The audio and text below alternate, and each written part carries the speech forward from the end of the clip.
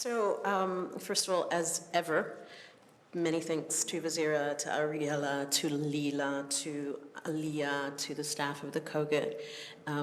Many thanks as well to everybody here who has already begun a conversation that is blowing my mind. It's super difficult to be the last person on a long day. Thank you for staying with me. I'm just going to launch right in because I know we're tired. This is a piece that began as a blog piece about the term adjacency that the work of one artist in particular solicited in me. And I have the first part of it I wrote last year.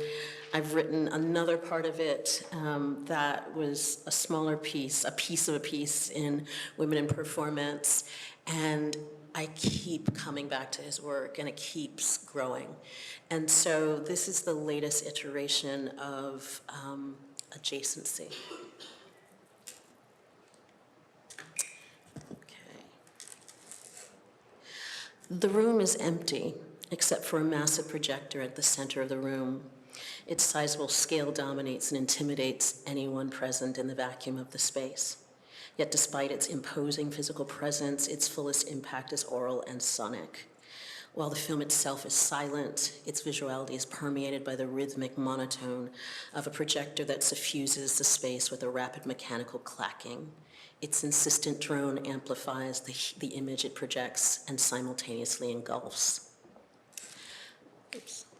The figure on the screen is a Black woman with long braids resting on shoulders covered by a t-shirt. Just below her cropped sleeve, her arm provides the only hint of identification through the tattoo that clads it, Philando. The grainy black and white composition of her celluloid presence gives heightened definition to the sheen of her face, the texture of her skin, and the taut weave of her plaits. Her movements are surprising as her almost photographic stillness gradually transforms into gentle, subtle, affecting motion. Chin held high, looking upward, chin bowed with eyes cast downward, glasses skimming abundant lashes, absent glasses revealing soulful eyes. Autoportrait 2017 by Willis Thompson is a silent portrait of Diamond Reynolds, whose live Facebook broadcasts seated in a car next to her partner Philando Castile in the immediate aftermath of his murder by Officer Geronimo Yanez in Falcon Heights, Minnesota, offered a chilling account of one of a seemingly endless series of brutal killings of innocent Black men and women at the hands of law enforcement. The artist describes it as an alternate response to her remarkable act of witnessing, a sister image, or a second broadcast, quote, where her survivability is the subject of her performance. Comprised of 2 4-minute takes of Reynolds filmed in April 2017 in Minnesota and shot in 35mm Kodak XX black and white film, Autoportrait is irreproducible without consent. It must be viewed in the context for which it was created, a darkened room that demands complete immersion and full attentiveness. Straddling the gap between still and moving images, Autoportrait was awarded the 2018 Deutsche Börse Prize for photography and was a finalist for the 2018 Turner Prize. Thompson's sensuous piece has been celebrated and rebuked. Hailed on the one hand as an elegiac reclamation of its subject's strength, dignity, and humanity, on the other hand, it has been the target of scornful attacks by detractors who view it as an aestheticization of Black suffering. Drawing parallels to Dana Schutz's controversial contribution to the 2017 Whitney Biennial, Open Casket, Thompson's critics echoed Hannah Black's condemnation of her open letter to curators and staff, where she argued that, quote, non-Black artists who sincerely wish to highlight the shameful nature of white violence should first of all stop treating Black pain as raw material. Citing Schutz's example, Nick Skamel protested, Reynolds is known because she refused to be silenced, yet Autoportrait sees her both speechless and distanced into black and white film, detached, disconnected, inert. As a mixed-race New Zealander of Fijian heritage, Thompson has described himself as a Black artist, albeit not of the African diaspora. It is an attribution I take seriously as positioning him in a place of adjacency to rather than identity with the forms of anti-Black violence his piece so poignantly invokes. It is an adjacency shared by indigenous and diasporic peoples linked by a vicious history of imperialism and colonization that tethers Black subjects to Pacific Islanders. It is the adjacency experienced by Diamond Reynolds sitting next to her partner in a car and witnessing his murder with her 3-year-old daughter trying to comfort her from the back seat. "It's okay, Mommy, it's okay. I'm right here with you," she said. And having the composure to attempt to talk down the officer who shot him while capturing it on a cell phone and broadcasting it live to the world to bear witness to both her loss and her refusal to silence his slaughter. Adjacency, the reparative work of transforming proximity into accountability, the labor of positioning oneself in relation to another in ways that revalue and redress complex histories of dispossession. The projector was even larger at Thompson's recent exhibition this summer, Hysterical Strength, at the Gallery of Modern and Contemporary Art in Bergamo, Italy, which featured 4 of his most powerful works.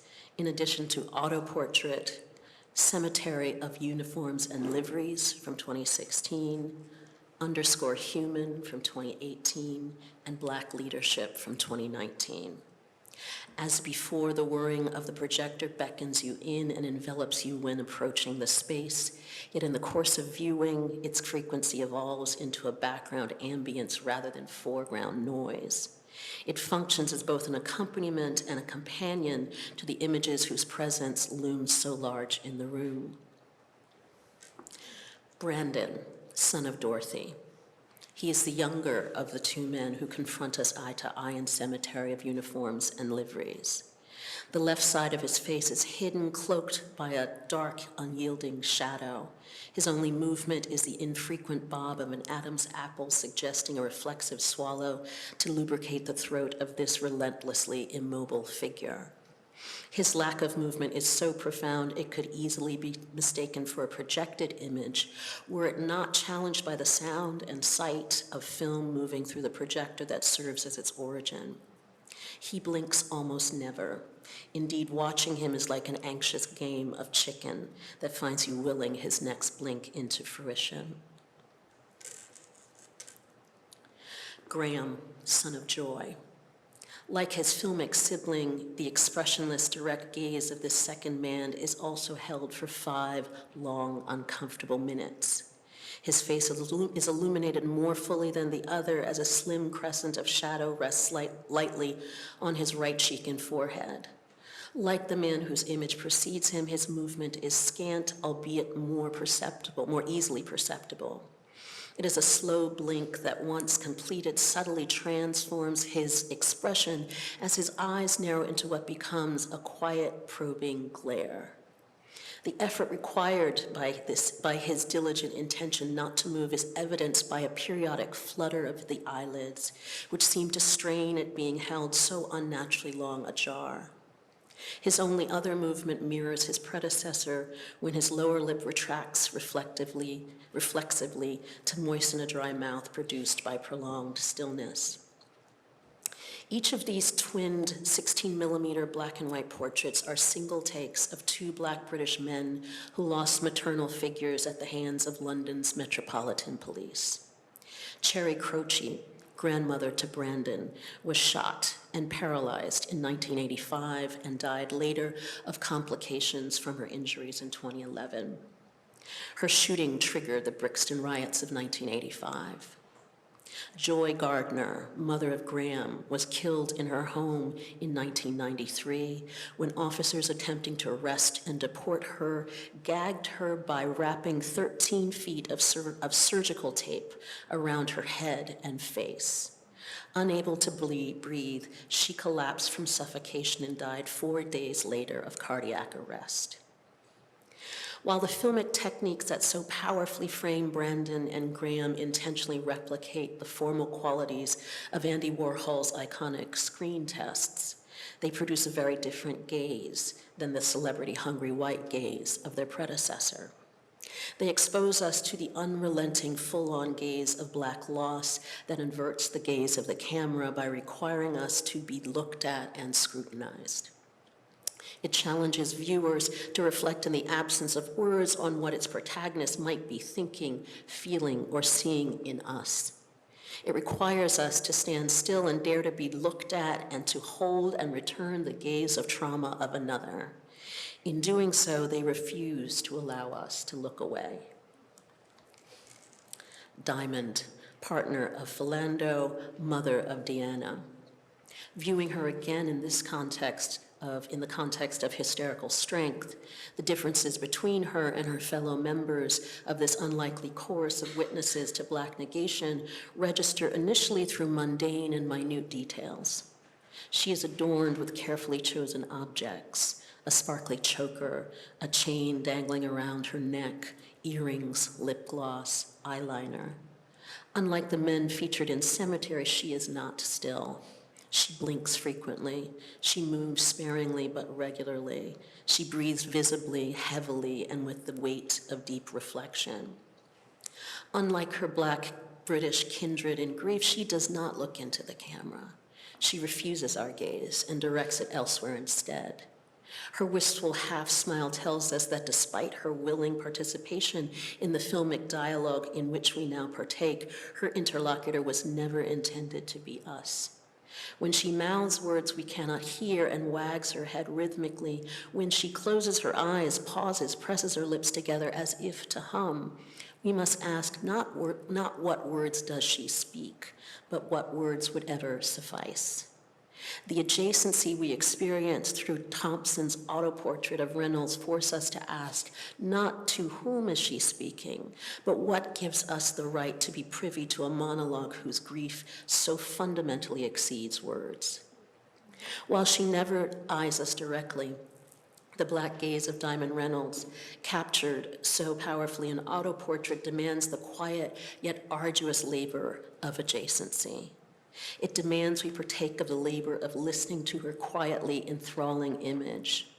As Scammell rightly emphasizes, Reynolds' act of defiance was her refusal to remain silent.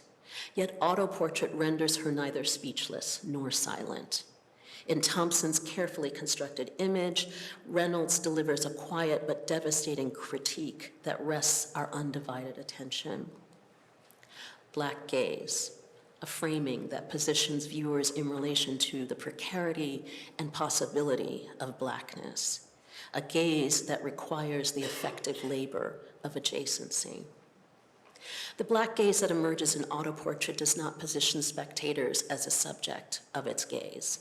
It is a gaze that centers on the Black subjects and the white spectator as the subject of its gaze. It is a gaze that centers the Black subject and inverts traditional definitions of the gaze that focus on white male desire as the privileged perspective of cinema. It reconfigures this gaze by exploiting white exclusion from and vulnerability to the opacity of Blackness, and in the process demands a different kind of labor of its viewers. It requires us to feel beyond the security of our own situation, to cultivate instead an ability to confront the precarity of less valued or actively devalued individuals, and doing the ongoing work of sustaining a relationship to these imperiled and precarious bodies. The Black gaze I'm describing should not be confused with empathy. It is not a gaze that allows you to put yourself in the place of another, nor does it allow you to presume you share the pain or suffering of differently racialized subjects. It is recognizing the disparity between your respective situations and working to address it. It demands the effective labor of adjacency. It is the work of feeling done both in spite and because of these differences and choosing to feel across that difference rather than with or for someone in very different circumstances. The chorus of Black gazes assembled in hysterical strength is a collaborative portrayal of quiet refusal, a refusal to be silenced or to accept the status of disposability. It is a refusal to accept words or speech as either adequate or commensurate to the gravity of their losses or the monumentality of the crime of devalued Black life. Autoportrait in particular forces us to engage with a Black woman who overwhelms us through her reserve and control. It forces us to reckon with the everyday labor that Black women have mastered since captivity, carrying loss with dignity, mourning in plain sight, and at the same time refusing to capitulate to the mundane regularity of Black death. Truth be told, a silent portrait of any Black woman is categorically unbearable. For our refusal to speak is inevitably embraced as an invitation to impose a narrative that we have neither authored nor authorized. Set against the backdrop of the story Diamond Reynolds refused not to tell, why do we demand she tell it again? Why do we expect or demand her to repeat it or tell it differently? Why is this account of it without words or speech but delivered instead through subtle gestures that have an effective power that exceeds words? Not enough. No silent portraits, no steely, uncomfortable gazes, in fact, no people at all, or at least none immediately recognizable as such. But a presence looms equally large, even lacking figural embodiment. His quiet is equally loud, and his refusal to be silenced or erased is equally profound. The camera moves our eye along a rough, flaky, flesh-toned surface and upward toward a blurry, jagged pinnacle. It pauses to linger on crossed metal spikes captured and contained by the same flaky substrate. We emerge inside revolving walls gazing upward at its apex. Viewed from this angle, the cross spikes are now identifiable as pins, tethering walls within the fragile structure. The camera zooms in and out, telescoping between different perspectives that render what was initially small, larger, and clearer, slowly revealing its full, albeit miniature dimensions and proportions in haunting detail. It's a tiny house made of human skin, flanked by two satellite structures constructed of the same material. It is a still life of epidermal domiciles. And unfortunately, I can't find a still that actually shows the two little houses together, but this is the close-up of it. The metal pins we have viewed puncture and at the same time suture them together. They secure the structure while simultaneously wounding and piercing it in the film's wordless silence. Our view shifts abruptly again as we are plunged into darkness, punctuated by shimmers and flickers of light. These pinholes of illumination reveal glimpses that confuse and confound. Each fragile house has the texture of paper dotted by spots and lines. As the camera toggles yet again, the structures are spun around and shown from different angles. As they revolve around and around in a cascade of three-dimensional vertigo, we see their crisscrossing lines of frailty differently, as a residual impression of tiny capillaries that signal the weave of life that marks this tissue, even in the absence of the fleshly being it once encased. Thompson's 2018 35mm film, _Human, is an almost molecular documentation of artist Donald Rodney's delicate sculpture, My Mother, My Father, My Sister, My Brother, a miniature house measuring merely a few centimeters and made from Rodney's fragile skin grafted during his hospitalization for sickle cell anemia. The tiny, frail house he constructed of his own skin mirrors the equally frail body in which Rodney was forced to live. _Human archives Rodney's artistic documentation, both as sculpture as well as his 1997 photograph In the House of My Father, of his body's battle with a hereditary blood disease that afflicts Black communities. Yet the film also encodes the adjacency of Thompson's own family history of hereditary disease into the mechanical structure of the film, which incorporates his siblings and potentially his own status as genetic inheritors of Huntington's disease by using their genetic repeat count as a template for the number of film strips used in the editing of the film. _Human enacts the tensions of adjacency by commingling two very different hereditary illnesses. one that affects Black communities and the one he has potentially inherited from his white mother. In doing so, it positions them in a relation of proximity and vulnerability that revalues both Rodney's suffering and his creative practice. But the question remains, why archive the dissipating or dying Black body in a work of art? And why inscribe a potentially fatal genetic inheritance into the archival doubling of a work of art reflecting on the dying body of a Black artist? In many ways, the dialogue of adjacency enacted by Thompson in relation to Rodney's piece is another practice of quiet witnessing. It is a quiet yet imaginative reflection that refuses to embrace death passively by insisting on a visual presence in the archive of the future that projects him forward in time. And it is a defiant refusal of the Black gaze to ever accept erasure. In a final piece, streamed into a gallery as a textual supplement alongside the loop of still-moving images in the main gallery, Black leadership is disorienting in its three-dimensional depth. The text flickers and floats as if suspended in air rather than projected onto the wall. It's the artist's own quiet but deeply resonant rejoinder to many of the questions I have posed thus far. And I'm not going to read it. The floating text is a letter, and actually the one thing I need to say about this floating text is that it was not projected onto a wall, it was printed on film, so that it was actually moving, because it was a moving image, which is the thing that really freaks you out because it doesn't stand still and I literally got vertigo when I entered the room. The floating text is a letter addressed to an art journal editor. The letter is pointed and direct.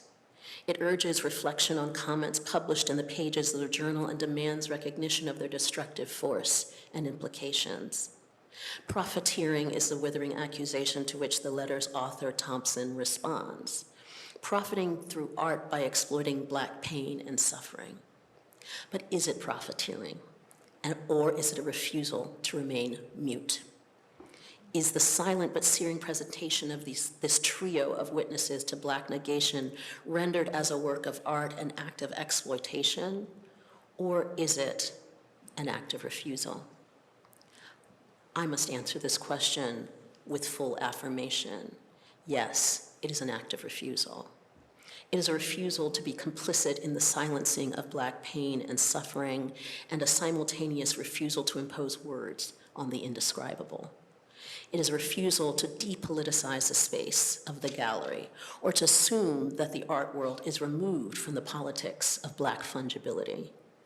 It is a refusal that forces us to do the work of adjacency by reckoning both inside the gallery and beyond it with our own relationship, our own positioning within the infrastructures of anti-Black violence that pervade every space, regardless of whether we acknowledge it or not.